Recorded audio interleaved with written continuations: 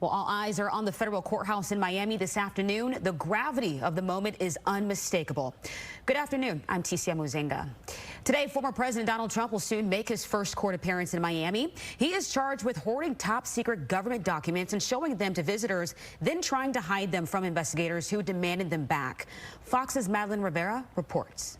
A highly choreographed scene unfolding in Miami as Donald Trump becomes the first former president to be indicted on federal charges.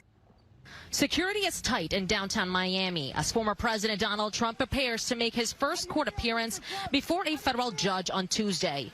Dozens of protesters have made their way to the courthouse, some coming in from across the country to witness the historic moment. I have a business, a tourism business. I just left. No holds barred. I'm going to be out here to do whatever it takes. Mr. Trump faces 37 criminal counts, including obstruction of justice, willful retention of national security information, and destruction or falsification of records. It's tied to a federal investigation headed by special counsel Jack Smith relating to Trump's alleged mishandling and retention of classified documents at his Mar-a-Lago estate.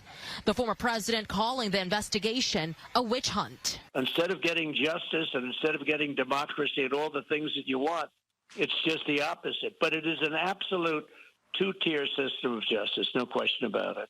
If convicted on all counts, the former president could face decades in jail and millions of dollars in fines. Legal experts say defense attorneys will face a challenge. They can't have a single count that actually lands with a guilty verdict, because these are coming with 10 to 20-year maximum sentences.